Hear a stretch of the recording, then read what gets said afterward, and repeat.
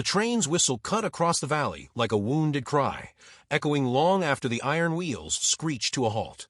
Dust swirled around the platform, catching the orange light of the setting sun. Eleanor Grace stepped down with her single carpet bag, her traveling dress gray from the journey, her gloves worn thin. She searched every face on the crowded platform with a heart that beat too loudly. In her mind were the letters, folded and unfolded until the creases had nearly torn, words from a man who had promised her a place, a name, a life. Yet no figure came toward her. No hand was raised.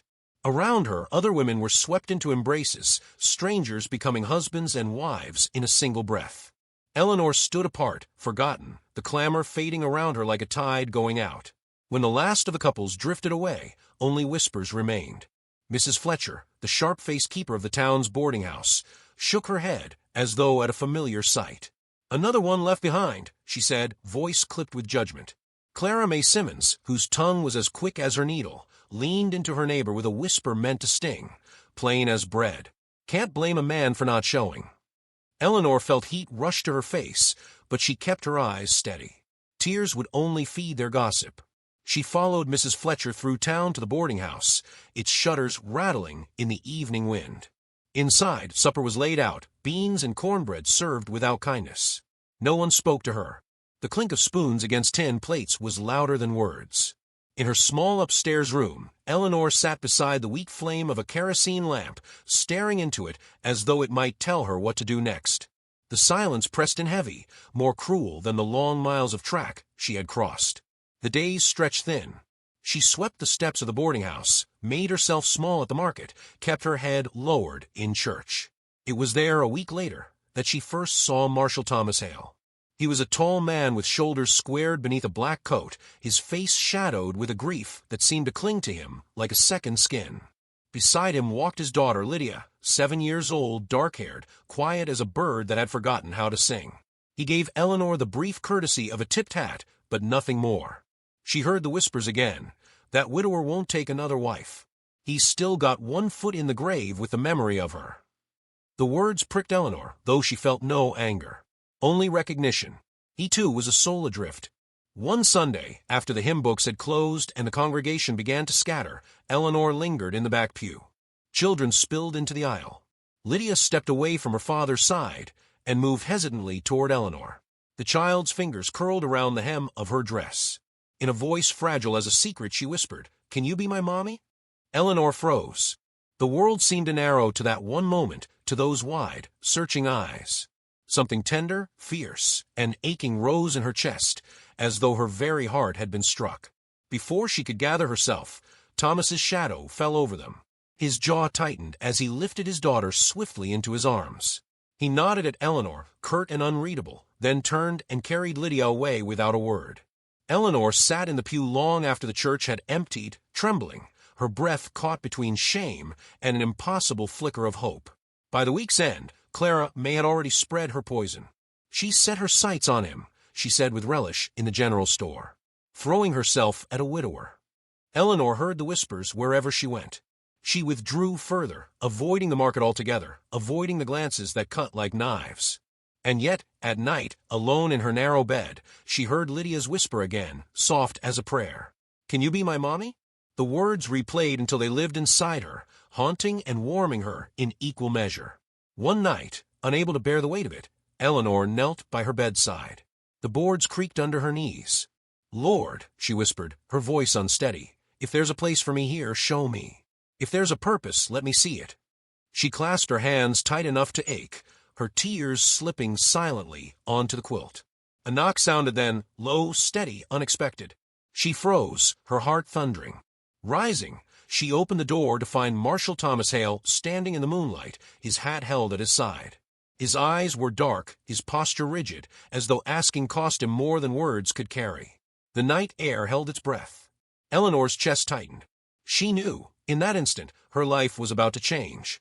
Thomas Hale stood stiff in the doorway, his shadow long against the floorboards. He did not come with flowery words, only the hard truth of a man pressed by life's weight. "It's my girl," he said at last, voice gravel rough. "She won't rest. Keeps asking for you. Won't take food, won't close her eyes at night unless your name is near." He cleared his throat, looking away toward the empty street. "I don't come asking for charity. Only if you'd come.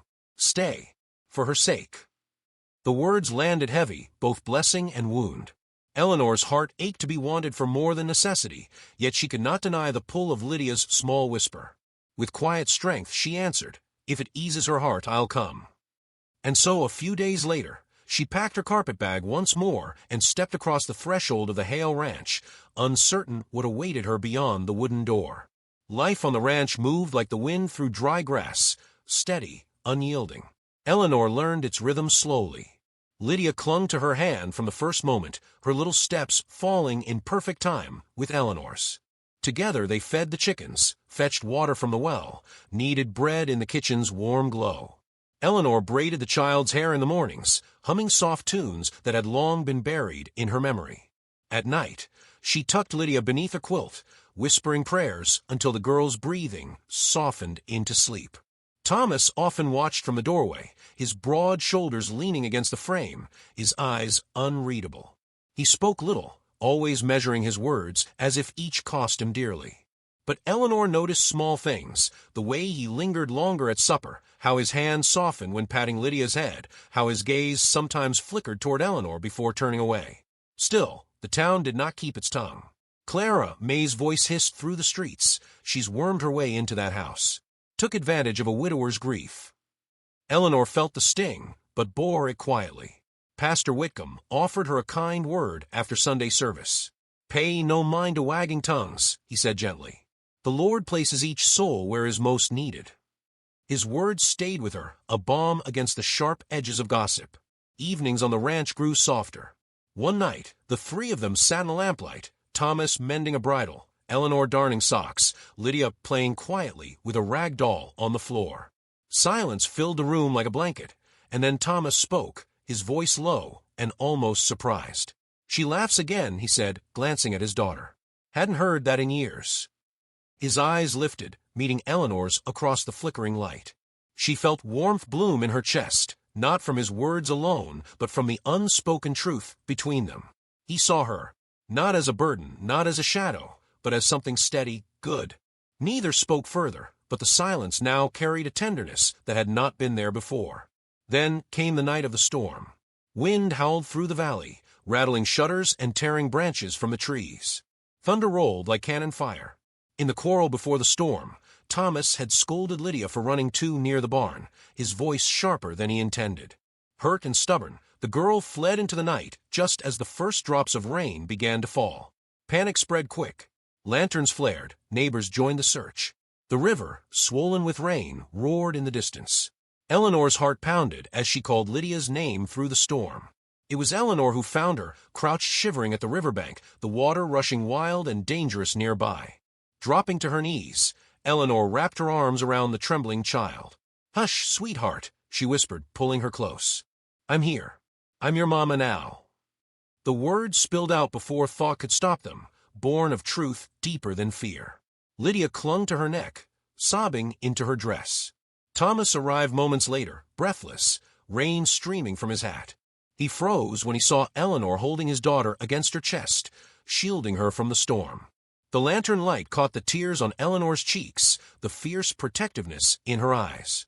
Something broke open inside him then. The iron walls he had built since his wife's death cracked and gave way.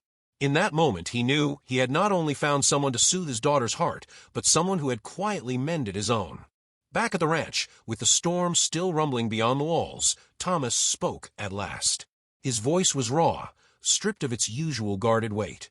"I brought you here for her," he admitted, staring into the fire. "But I find I need you too."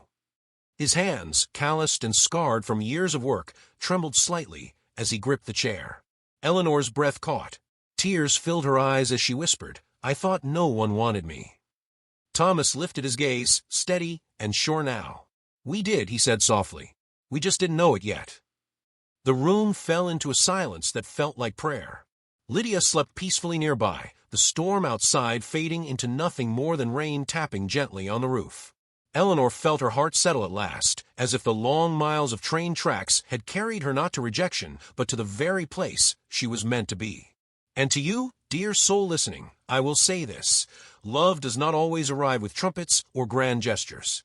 Sometimes it comes as a small hand reaching for yours, as a whisper spoken in the quiet, or as a storm that reveals who you truly are.